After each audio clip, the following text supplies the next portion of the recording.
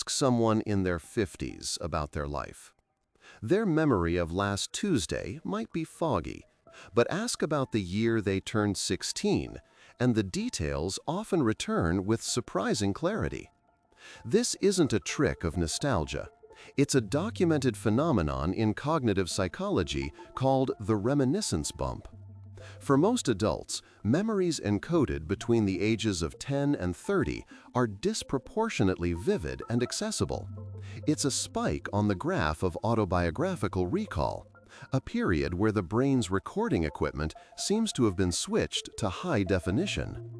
This isn't just for major life events like a first kiss or graduation.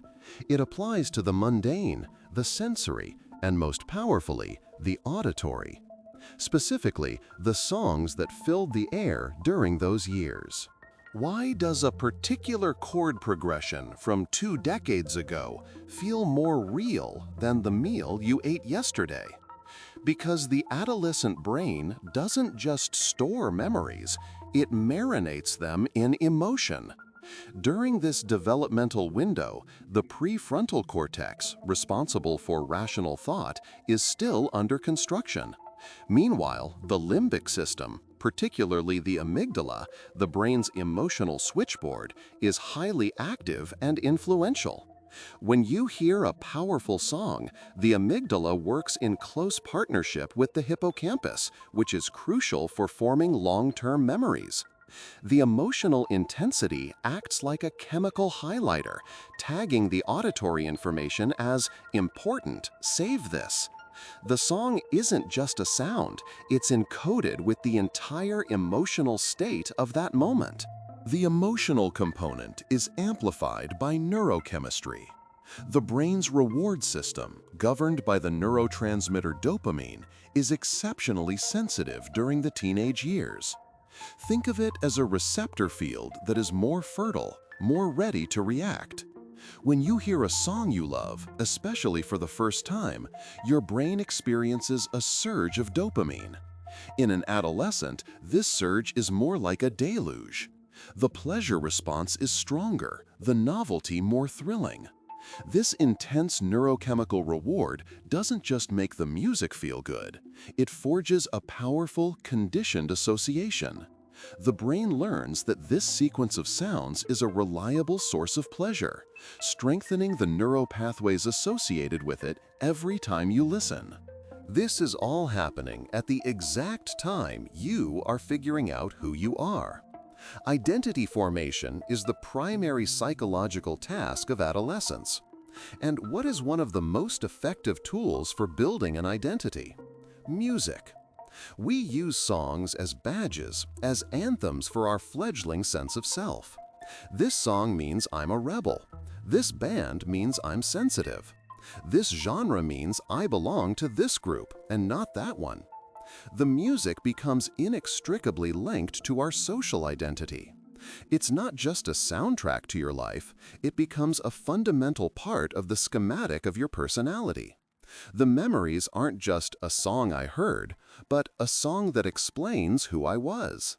While your identity is forming, your brain is undergoing a massive renovation project called synaptic pruning. Throughout childhood, the brain overproduces connections, or synapses, between neurons. During adolescence, it begins a ruthless use it or lose it process. The connections that are frequently used are strengthened, insulated with myelin, and turned into efficient neural superhighways. The ones that are neglected are pruned away. The music you listen to repeatedly, the emotions you feel intensely, the identity you are building, all of this activity strengthens specific pathways. You are literally hardwiring your musical tastes into your neural architecture. This period of intense brain plasticity doesn't last forever. The process of synaptic pruning and myelination largely concludes around age 25. The brain's fundamental structure becomes more stable, less open to radical change. The window for easily embedding profound, emotionally charged musical preferences begins to close. This is why music discovered later in life, while still enjoyable, rarely achieves the same deep, identity-level integration. The neural concrete has already set. Your brain is no longer a construction site, it's a finished building. You can redecorate the rooms, but the floor plan is largely fixed. The songs of your youth aren't just on the playlist, they are part of the foundation. So when you hear that song from when you were 15, you are not just remembering a tune. You are experiencing a neurological echo. You're activating a deeply myelinated, dopamine-conditioned, emotionally tagged neural network that was fused with the very construction of your adult self. It's a key that unlocks a specific room in your mind, a room that was built during a unique biological storm of neurodevelopment.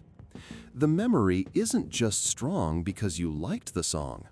The song is inextricable from the person you became while it was playing. It's less a memory and more a fossil, a perfect imprint of your mind at a moment of its most intense creation. Monotony has grown fast. Nearly 2,700 people have watched in the last few weeks, yet less than 0.03% are subscribed. It would mean a lot if you joined by hitting subscribe. And again, thanks for watching.